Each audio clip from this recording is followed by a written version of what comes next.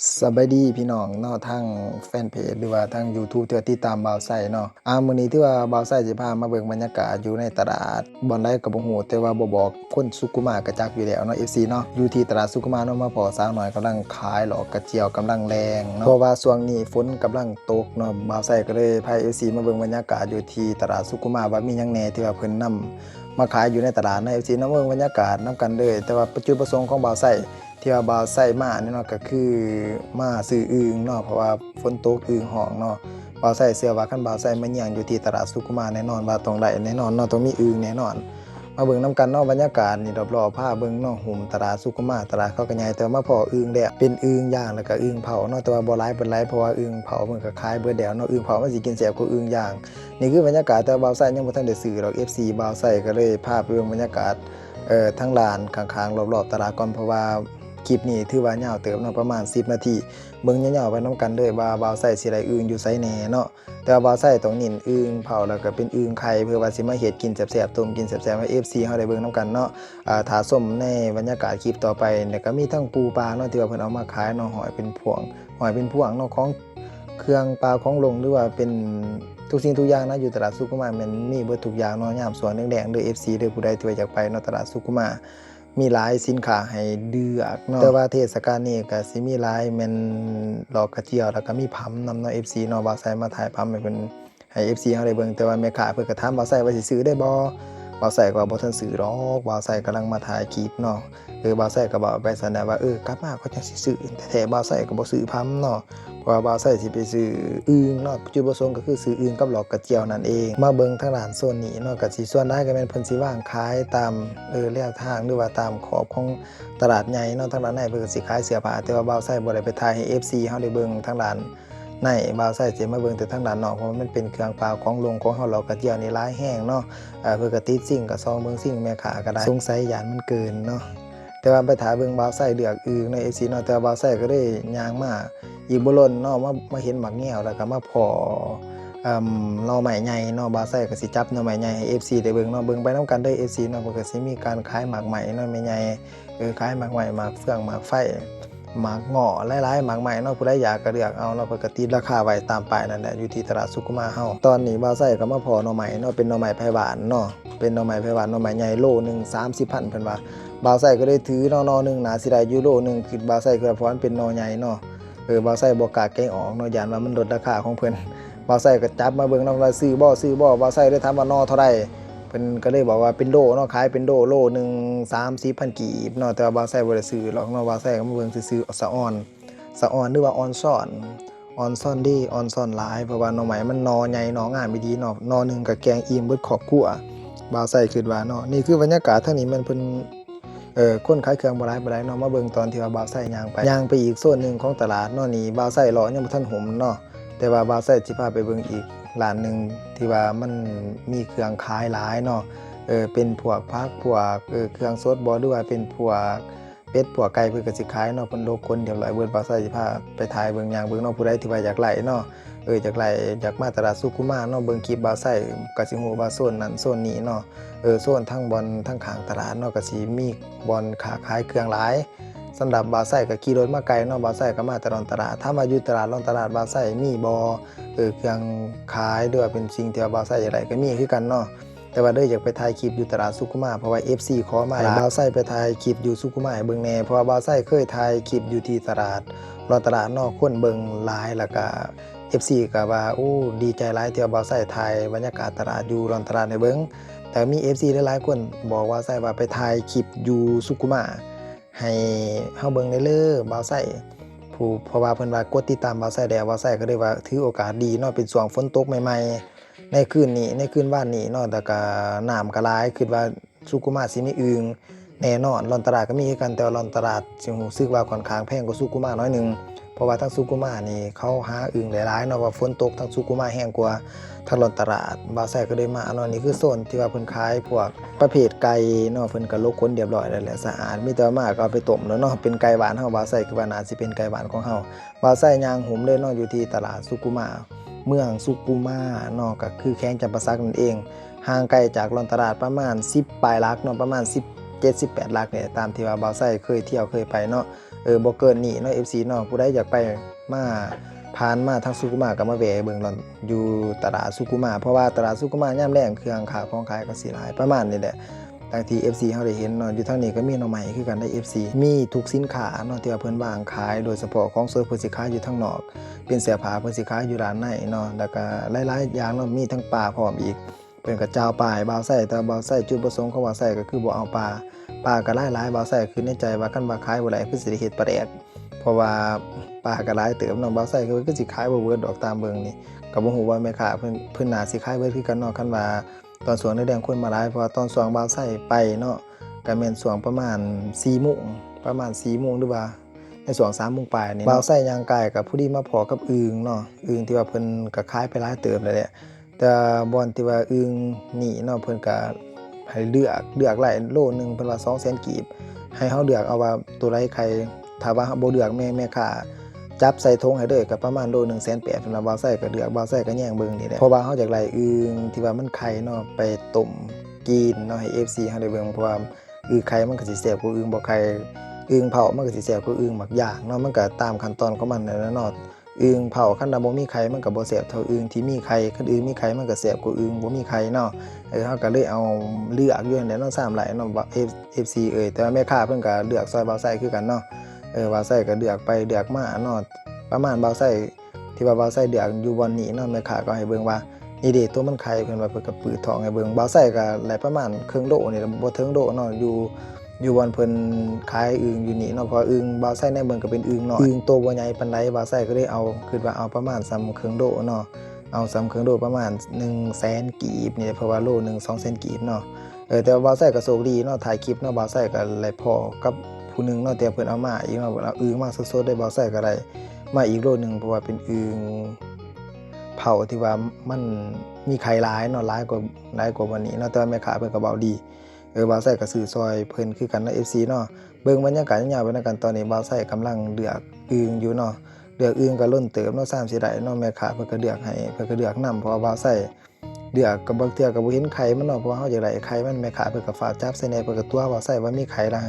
เพราะว่าเพิ่นอยากขายเนาะแต่บ่าวไส้ก็ฮู้อยู่แล้วเนาะมันเป็นกลของการค้าของเพิ่นเนาะFC เนาะก็เป็นเรื่องธรรมดาเนาะแต่บ่าวไส้ก็บ่ว่าหยังเนาะหลังจากนั้นบ่าวไส้ก็เลยเลือกต่อเนาะเพิ่นถอกอึ่งมาอีกในกระสอบนึงแต่ว่าก็ตอนนี้ก็ถือว่าหลายเติบอยู่เนาะบ่าวไส้ก็ได้เลือกกับแม่ค้าอีกเทื่อที่2เนาะอยู่ห้านเดียวกันนั่นแหละแต่ว่าบ่าวไส้ได้ซื้อเครื่องโดคือดังที่บ่าวไส้ได้เว้าสู่ FC ฟังสิมาฮอดอึ่งเนาะเวลาที่ว่าบ่าวไส้เดินทางมาเนาะก็ประมาณครึ่งชั่วโมง30 นาที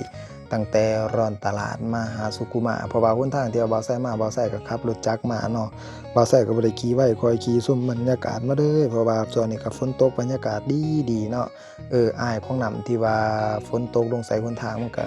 รู้สึกว่ามันซุ่มซื่นแล้วก็เย็นเนาะก็ถือว่าบรรยากาศดีเนาะบ่าวไส้ก็ตั้งใจมาถ่ายคลิปให้ FC เบิ่งในช่วงที่ว่ามีอึ่งที่ว่าเขาจับอึ่งมาขายเนาะกับผู้ดีในช่วงนี้ผู้ดี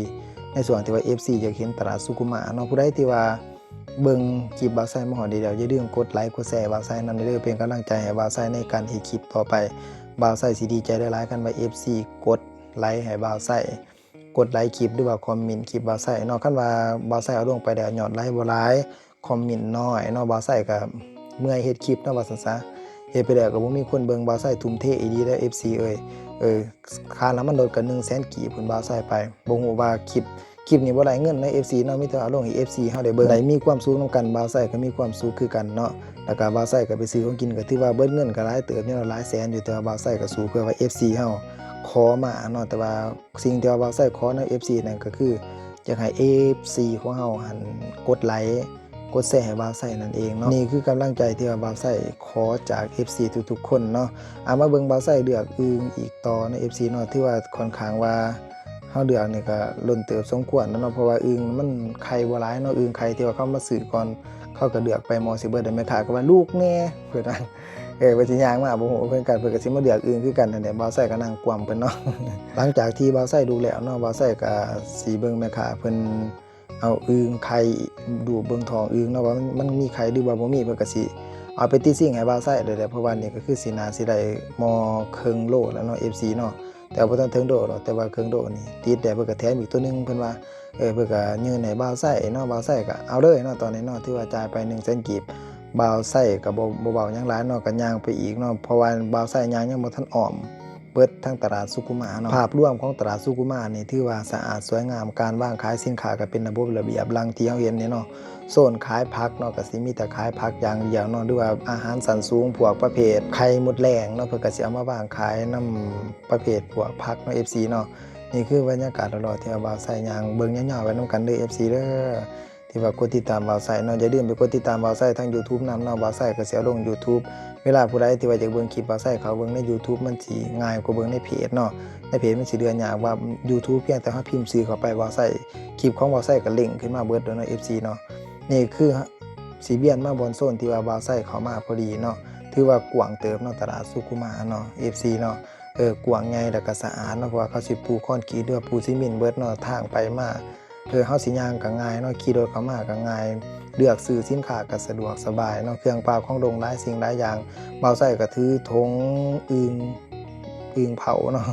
อึ่งเผาอึ่งแม่ไข่ย่างกลับไปกลับมาจนมาฮอดบอนพี่แดนเนาะ FC เนาะมาฮอดบอนที่ว่าเฮาถ่ายคลิปตอนแรกๆเนาะเพราะว่าบ่าวไส้มาฮอดตอนนี้ก็พอดีมาพบมาเบิ่งอึ่งที่ว่าเฮาถ่ายตั้งแต่ต้นคลิปว่าเฮาสิกลับมาซื้อนำเพิ่นเนาะสุดท้ายเพิ่นก็ขายก่อนเฮาเนาะ FC เนาะเพิ่นขายก่อนเฮาได้บ่าวไส้ย่างมาฮอดเนาะก็ว่าสิมาส่องเบิ่งอึ่งที่ว่าอยู่ในกระถางที่ว่าแม่เพิ่นเอาปลาไว้บอกว่าปลาไว้บ่าวไส้เด้อบ่าวไส้ก็มาสิเอาสุดท้ายเพิ่นก็ขายเรียบร้อยเนาะเพราะว่าอึ่งตัวก็ตัวใหญ่แน่เขามาเขาเอาไปก่อนเนาะย่างแต่อึ่งบักอย่าง แต่บ่าวไส้ก็เลยว่าบ่เป็นหยังเนาะบ่าวไส้เนาะบ่าวไส้ก็ได้แหละครึ่งโลบ่าวไส้ว่าคิดว่าสิได้แต่ครึ่งโลอีกหลายมาต้มกินแต่ว่าบังเอิญเนาะเฮาก็โชคดีอีกรอบ2เนาะ FC เนาะก่อนที่บ่าวไส้สิไปซื้ออึ่งไปเห็นเขาเอาอึ่งมาลงตอนช่วงใหม่ๆอยู่ที่หน้าตลาดบางที่บ่าวไส้ย่างเข้ามาเนาะบ่าวไส้ก็ได้มาซื้อดอกกระเจียวก็ยังบ่ทันบานเนาะเพราะว่ามันแรงเต็มเลย FC บ่ฮู้ว่าเขาไปหาอยู่ทางใดเนาะมาหาเลาะที่ตลาดบ่อึดดอกกระเจียวฮะดอกกระเจียวเกิดอยู่ในซีเมนต์เนาะ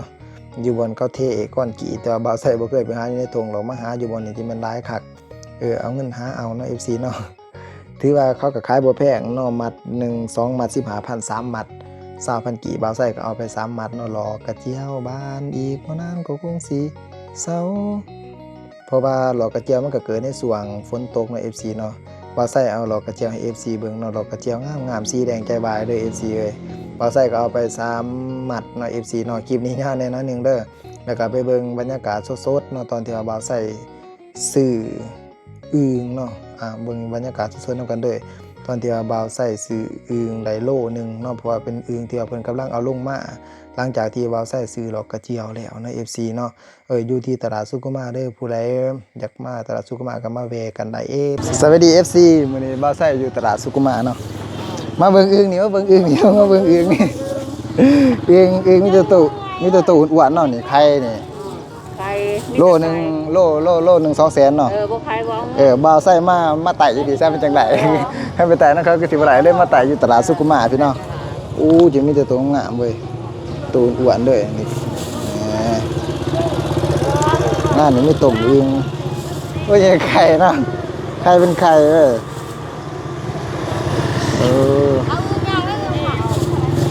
มีแต่ตัวงามๆเนาะมันไข่เบิดบ้ายมันก็จักตัวนี้ไข่เห็นบ่นี่นี่แนมมันกรอบมันนี่งามๆเด้อปวดแทนออกไปด้วยเอากำลังเอาลงมาบ่นี่สมโพป่ะฮะนี่บ่มึงเสาลงแต่เสามันมดแล้วมาใหม่นี่มันคาก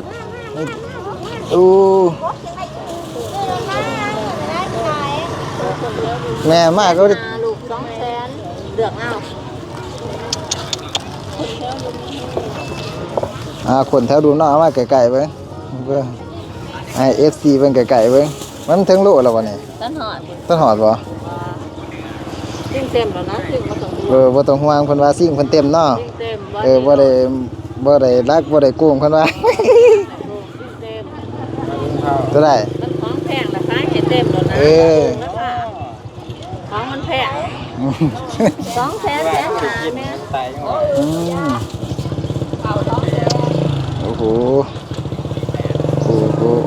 เอาสมต้มสมข้างๆได้นี่คือขี่รถเมื่อเฮาก็แวะเบิ่งไปค้ำออนเด้อเนาะนี่ตู้ ตัวนี้รักว่าจะเสียดิ ตัวไหนนี่บ่เบิ่งมีเวทไข่นี่ตัวล่างเบิ่งถึงหรือบ่ตามให้อีก2ตัวเบิ่งเติมฝากกติหากติโอ้หยาคือกันเดือกเองดีเด้อแม่ง ก็ย้อนสิว่าเรื่องนั้นก็ซ้ำซ้อนสิไปเรื่องเนาะ เขาสิไปแย่งน้ำเขาเนาะโอ้ตัวหนึงซะ อ้าว อึงไข่เนาะไปหาเอามีแต่สิ่งที่ว่าย่างก็คือสิ่งไข่เนาะมาเดี๋ยวจะเอาลงให้เบิ่งดอกเห็นแน่นอนเด้อเด้อ200,000กีบโลนึง200,000เนาะพอซื้ออยู่เนาะ พอสื่ออยู่มากนี่แล้วตลาด สันนี่แหละ ตลาดทุกมาก เอ้าซอยกับแม่ก่อนถุงหนึง ขอบใจเด้อ โอเค แล้วก็2 โลอ้าว นี่ละ10,000 เติมผู้คนนะแม่หันร้านไปของเพื่อนของบัว แม่นเราตื่มมันขายเนาะขายมัน เลยโอเคเบิดเดี๋ยวเนาะสันนี่เนาะเดี๋ยวสิเนาะไข่เนาะไข่อึงเนาะอึงไข่เนาะ